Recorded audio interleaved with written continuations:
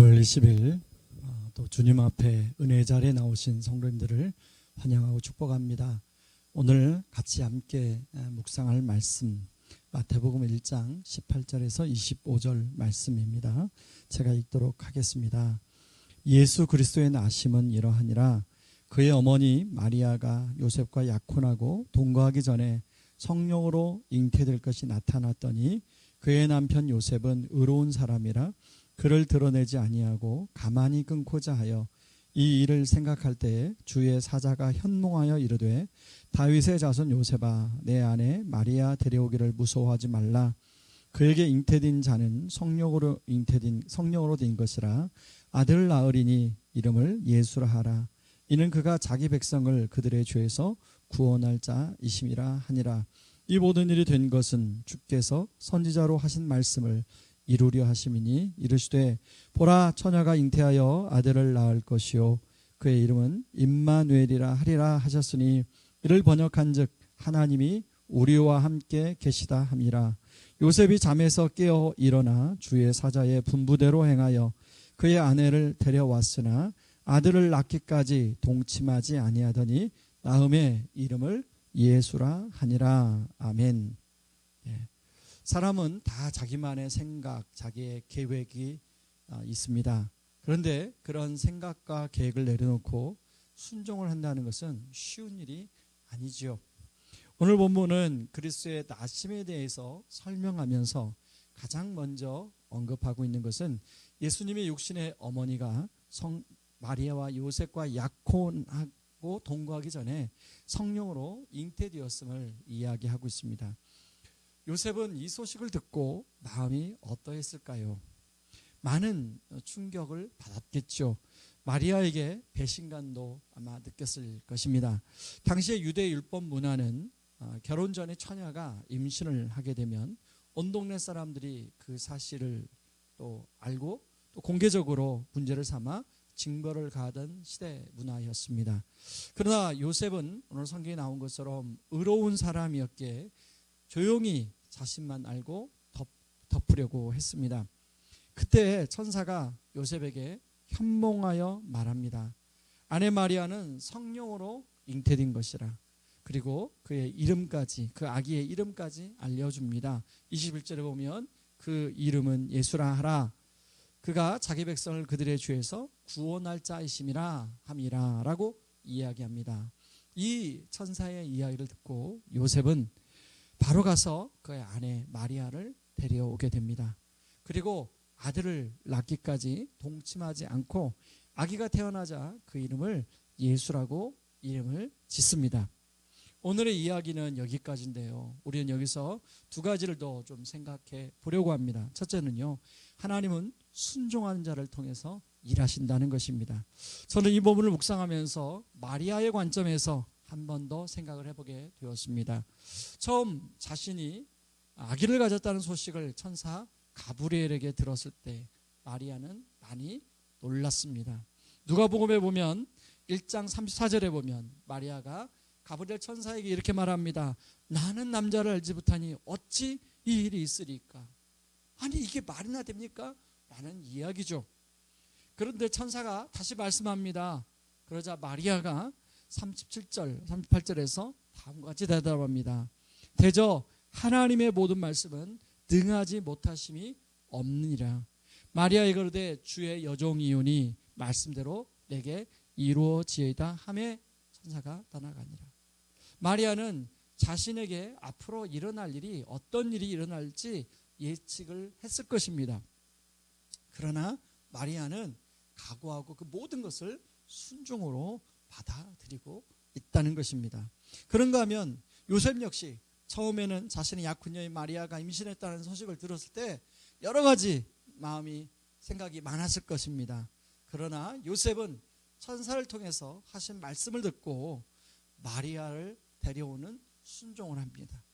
그리고 마리아가 임신하기까지 마리아와 잠자리를 하지 않죠. 요셉이 한참 젊었을 텐데 그렇게 하는 것이 쉽지 않았을 것입니다.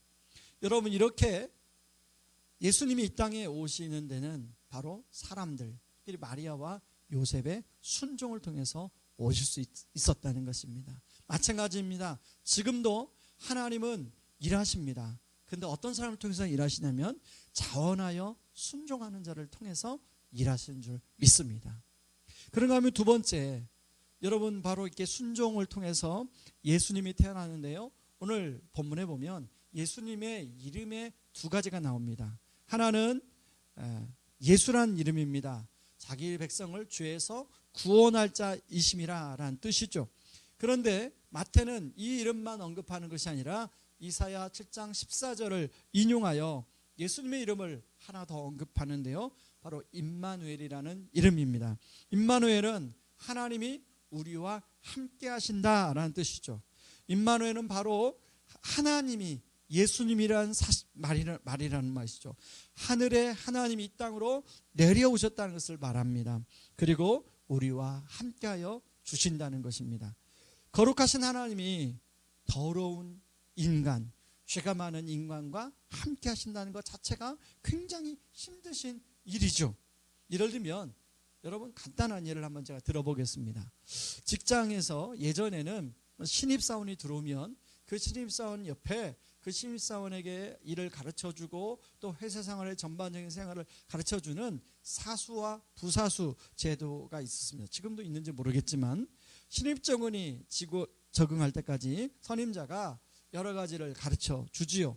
그런데 그 신입 직원이 좀 더 조금 이해력이 떨어지고 거기에 또 자꾸 실수하고 거기에 또 문제를 만들고 그래서 힘들게 하고, 여러분 그런 신입 직원과 함께 사수 역할을 하는 것이 쉬울까요?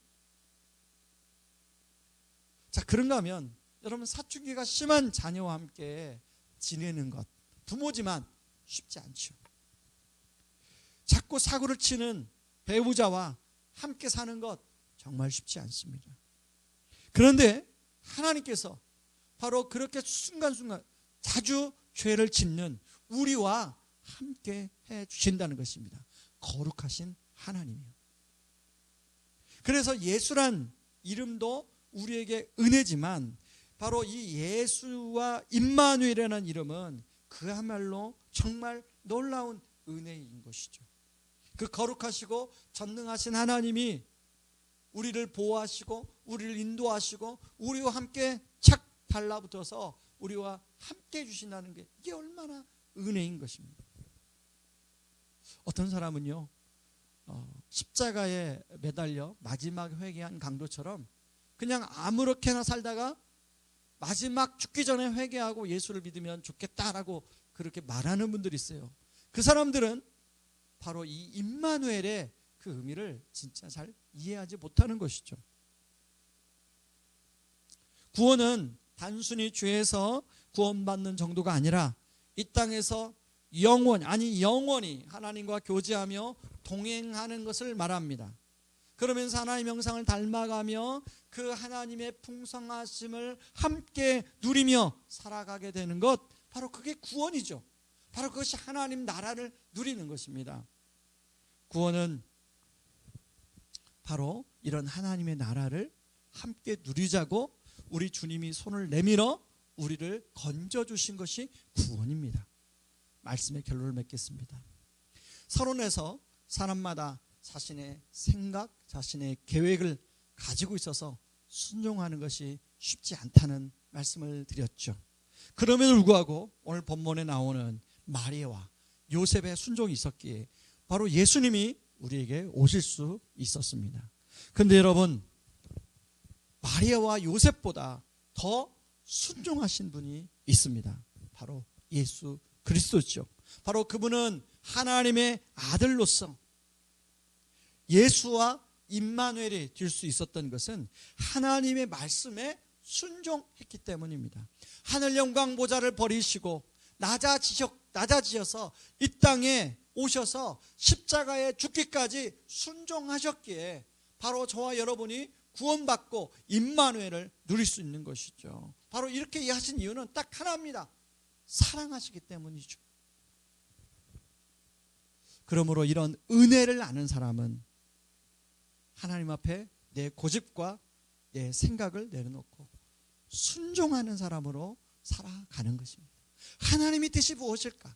진짜 하나님 원하시는 것이 무엇일까? 하나님이 나에게 지금 현재 순종하기를 원하시는 것이 무엇일까? 그것이 작은 것이든 큰 것이든 순종하는 것입니다.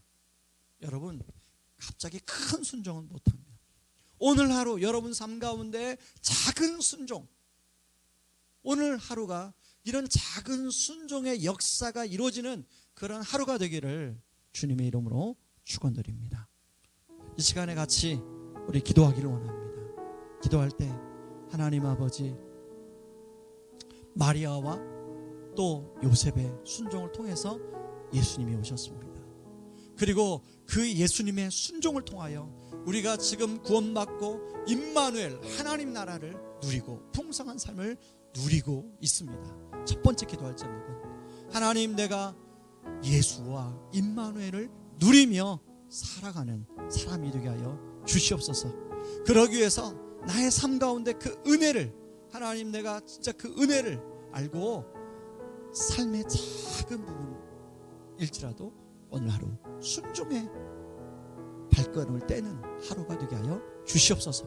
이 말씀 붙들고 우리 기도하고 여러분 교회를 위해서 기도할 때 특별히 구정에 우리 성도님들이 많이 고향에 오갈 텐데 안전하게 다녀오게 도와주시고, 어느 곳에 있든지 간에 하나님 또 주일에 하나님 앞에 예배자로 서서 예배하게 하여 주시옵소서.